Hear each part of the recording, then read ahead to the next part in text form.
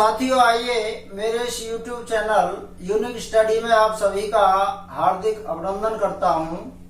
आज हम विसर्ग संधि का नियम नंबर 5 पढ़ेंगे। नियम नंबर 5। नियम 5 है, यदि विसर्ग से पहले ह्रस्व उ हो और परपद में टा या ठा में से कोई एक वर्ण हो, तो ऐसी स्थिति में विसर्ग के स्थान पर अर्ध षटकोण सा कर दिया जाता है। ये इसका नियम है। अगर हम उदाहरण से देखते हैं तो धनु, धन, टंकार, इसमें हम नियमानुसार देखेंगे कि प्लस से पहले विसर्ग हो और विसर्ग से पहले ह्रस्व उ हो तो इस नाम में उ है और ये विसर्ग है। नियम सही बैठ रहा है। परपद में टा या ठा में से कोई एक वर्ण हो तो यहाँ टा रहा है। ऐसी स्थिति में इस विसर्ग के स्थान पर अर्ध षटकोण सा कर देंगे। अब संधि करनी है। ऊपर से आपने जो लिया है उसको हटा दीजिए। यहाँ हमने ओ लिया, ये विसर्ग है तो इस विसर्ग को हटा देंगे तो धनु रह गया और इस धनु के बाद में षटकोण अर्ध सा हो गया, धनुष हो गया और परपद को ज्यों की तो लिख देते हैं। तो हमारा संधि युक्त शब्द निकल के आता है धनुष टंकार। धनुष टंकार। ऐसे ही नियम नंबर 6 देखिए।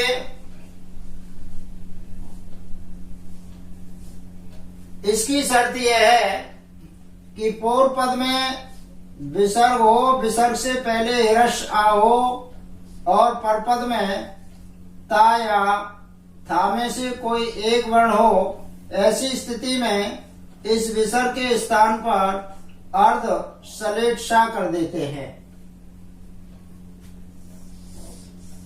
उदाहरण के तौर से देखें तो शब्द निकल के आता है नमः धनते। नमः धनते, तो देखिए यहाँ विसर्ग है और विसर्ग के बाद में हमारा ता है और विसर्ग से पहले माँ में ह्रस्व आ है। तो ऐसी स्थिति में हमें इस विसर्ग के स्थान पर अर्ध सलेट सा करना पड़ेगा। ऊपर से आपने जो लिया है विसर्ग हट जाता है, नमः शब्द रह गया नम और उसके बाद अर्ध सा नमस हो गया और परपद को ज्यों की त्यों लिख देते हैं तो शब्द निकल के आता है नमस्ते। आप चाहें तो इसका स्क्रीनशॉट ले सकते हैं।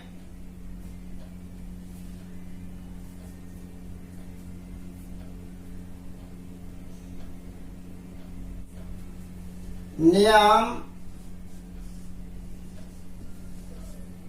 7 ये कहता है, इसकी शर्त यह है, यदि पूर्व पद में विसर्ग से पहले ह्रस्व आ हो और परपद में देखते हैं का या खा या पा फा हो या तीनों प्रकार के सामे से कोई एक व्यंजन वर्ण हो, तो ऐसी स्थिति में विसर्ग के स्थान पर विसर्ग ही हो जाता है, यानी विसर्ग को नहीं हटाते। ये नियम नंबर 7 है कि पूर्व पद में विसर्ग से पहले ह्रस्व होना चाहिए और परपद में या तो का या खा में से कोई एक व्यंजन वर्ण हो वर्गीय वर्ण, या पाफा में से कोई एक वर्गीय वर्ण हो। अगर ये नहीं है तो तीनों प्रकार के शायन में से कोई एक शा होना चाहिए। ऐसी स्थिति में विसर्ग के स्थान पर विसर्ग ही रहता है। जैसे हम उदाहरण से देखते हैं, उदाहरण से हम देखते हैं, जैसे अंतःधन करण, अंतःधन करण, देखिए पूर्व पद में विसर्ग है, विसर्ग से पहले ता में रस आ है, यही शर्त होनी चाहिए है। इनमें से का है हमारा, तो ऐसी स्थिति में इस विसर्ग के स्थान पर विसर्ग ही कर देंगे। विसर्ग का मतलब विसर्ग लगा देंगे, या विसर्ग लगा उसको नहीं हटाएंगे। अब देखिए ये विसर्ग है, इसको हटा दिया और फिर विसर्ग आ गया पूर्व पद ज्यों की त्यों। अब यहाँ विसर्ग लगा देंगे, ये विसर्ग है, तो अंत है और पर पद को ज्यों की त्यों लिख देंगे, तो हमारा शब्द निकल के आता है संधि युक्त शब्द अंतःकरण। दूसरा हम देखते हैं, और भी एग्जाम्पल ले सकते हैं, जैसे प्रातः काल, प्रातः धन काल, वही नियम आ रहा है। पूर्व पद में विसर्ग है, इससे पहले ता में रस है, होना चाहिए, नियम में है, और फिर हमारा कावर्ण आ रहा है। तो ऐसी स्थिति में इस विसर्ग के स्थान पर विसर्ग कर देते हैं, विसर्ग कर देंगे। ऊपर से लिया हटा दिया, प्रात शब्द रह गया, इसमें विसर्ग जोड़ दिया, प्रातः हो गया, अंतिम पद को ज्यों की त्यों लिख दिया, तो हमारा शब्द निकल के आया प्रातः काल, प्रातः काल। अब देखिए इसी का नियम नंबर 8 लेते हैं। नियम नंबर 8 की शर्त यह है कि यदि विसर्ग से पहले, पूर्व पद में विसर्ग से पहले उ हो या हिरस ई हो, हिरस उ हो या हिरस ई हो, इनमें से कोई एक स्वर वर्ण आए, और पर पद में अगर हम देखते हैं तो या तो वर्ग का तीसरा वर्ण होना चाहिए, अगर ये नहीं है तो वर्ग का चौथा वर्ण होना चाहिए, अगर चौथा भी नहीं है तो वर्ग का पांचवा वर्ण होना चाहिए। इस पोजीशन में हम इस विसर्ग के स्थान पर अर्धरा कर देंगे। विसर्ग के स्थान पर अर्धरा कर दिया जाता है। जैसे उदाहरण के तौर से देखते हैं, दो धन भाग्य, दो धन भाग। अब देखिए विसर्ग है, विसर्ग से पहले धा में रस उ है, रस या रस उ आना चाहिए, यहाँ आ रहा है, और इसके बाद वर्ग का भा हमारा चौथा वर्ण है, प फ व भ। तो ऐसी स्थिति में इस विसर्ग के स्थान पर अर्धरा कर देंगे। जो ऊपर से लिया हटा दिया, दा है, दो हो गया, दो के बाद रा अर्धरा है, और ये भा में जुड़ जाएगा, पर पद को ज्यों की त्यों ले लेते हैं, इसलिए हमारा संधि युक्त शब्द निकल के आया दुर्भाग्य। और भी इसके एग्जाम्पल हो सकते हैं, दुर्भाग्य। आप चाहें तो इसका स्क्रीनशॉट ले सकते हैं।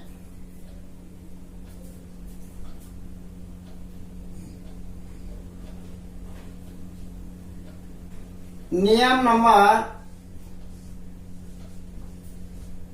9 में देखिए, शर्त है कि विसर्ग से पहले, पूर्व पद में विसर्ग से पहले वही ओ या ई में से, हिरस ई या उ में से कोई एक वर्ण हो, और परपद में हम देखते हैं कि रा हो, तो ऐसी स्थिति में इस विसर्ग के स्थान पर,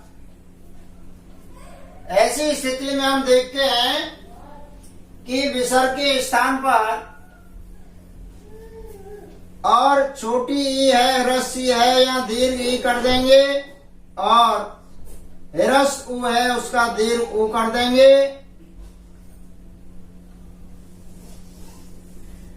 जैसे एग्जाम्पल से देखते हैं, एग्जाम्पल है हमारा निहि धन रस, निहि धन रस।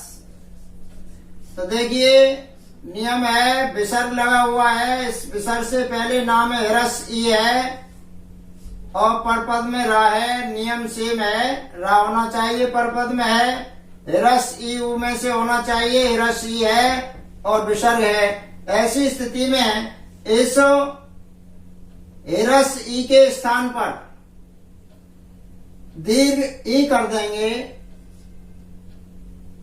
दीर्घ ई कर देंगे, और जो विसर्ग है उस विसर्ग का लोप कर देंगे। विसर्ग का लोप हो जाएगा तो ये हट गया विसर्ग आपका, और ह्रस्व ई हटा करके दीर्घ ई आ गई, ना में दीर्घ ई जोड़ेंगे, नी हो गया, विसर्ग का लोप हो गया, और परपद को हम ज्यों की त्यों लिख देते हैं। तो संयुक्त हमारा संधि युक्त शब्द निकल के आता है, वो हो गया नीरस।